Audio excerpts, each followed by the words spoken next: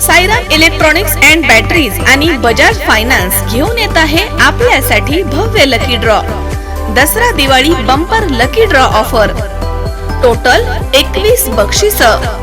पहिला बक्षीस बजाज प्लॅटिना, दुसरा बक्षीस LED टीव्ही, तिसरा बक्षीस फ्रीज, चौथं बक्षीस मोबाईल, पाचवं बक्षीस सायकल आणि बरीच बक्षीस. ऑफर कालावधी 1 ऑक्टोबर ते 30 November. 0% down payment. Sairam electronics and batteries, Rahuri. Chaitanya दूध, आपल्या परिवारासाठी पिशवी बंद शुद्ध दूध, गाईचं शुद्ध गावरान तूप, श्रीखंड, आम्रखंड, पनीर, मँगो, व्हॅनिला, शाही लस्सी, दही आणि अनेक दर्जेदार उत्पादने, तसेच चैतन्य ॲक्वाची पाणी बॉटल. मुख्यमंत्री युवा कार्य प्रशिक्षण योजनेमधील लाडक्या भावांना 3 महिन्यांपासून वेतन नाहीये. लाडकी बहीण योजना बंद केली. तिजोरीमध्ये खडखडाट असताना लाडके भाऊ आणि बहिणींना गाजरं दाखवण्याचं काम राज्य सरकार करतंय. महागाई वाढवून दिलेलं परत घ्यायचं काम सुरू आहे. लाडके भाऊ आणि बहीण सरकारला धडा शिकवल्याशिवाय राहणार नाही, असे आमदार प्राजक्त तनपुरे यांनी म्हटलंय. मुख्यमंत्री युवा कार्य प्रशिक्षण योजनेमधील कर्मचाऱ्यांनी 22 ऑक्टोबर रोजी संध्याकाळी आमदार तनपुरे यांच्यासमोर आपल्या व्यथा मांडल्या आहेत. यावेळी जनतेमधील कर्मचाऱ्यांसह तहसीलदार नामदेव पाटील यांना निवेदन दिल्यावरती आमदार तनपुरे बोलत होते. ते म्हणालेत की राहुरी तालुक्यात 150 तरुण मुख्यमंत्री युवा कार्य प्रशिक्षण योजनेमध्ये अत्यंत तुटपुंजा वेतनावरती काम करतायत. ते कंत्राटी पद्धतीनं जुलै आणि ऑगस्ट महिन्यामध्ये कामावरती रुजू झाले आहेत.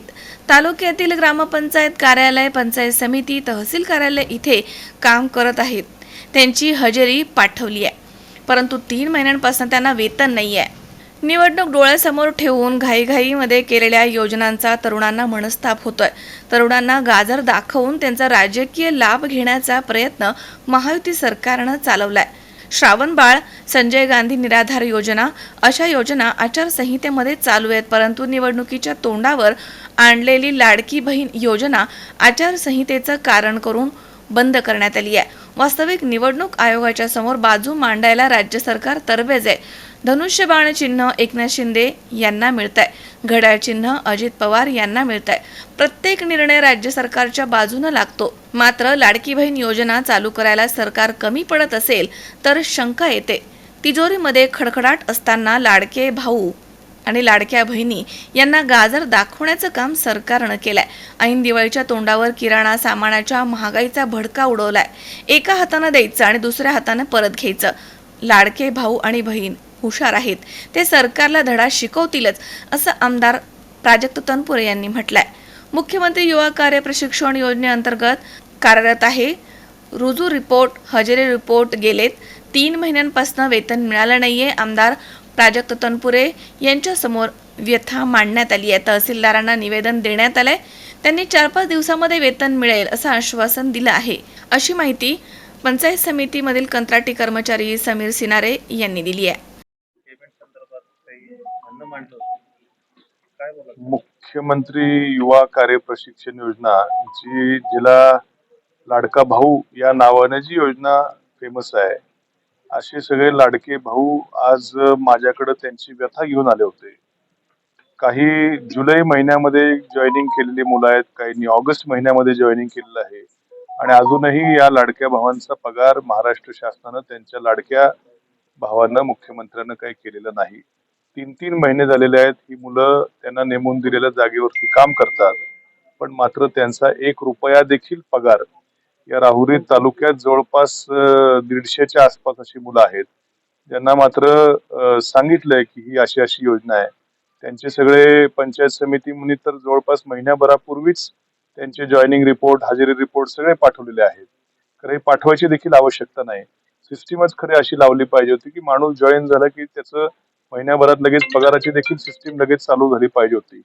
पण मात्र घाई गडबडीत आणलेली योजना, निवडणूक डोळ्यासमोर ठेवून केलेल्या योजना, यांनी अशा या मुलांना मात्र त्याचा मनस्ताप त्या ठिकाणी होतोय.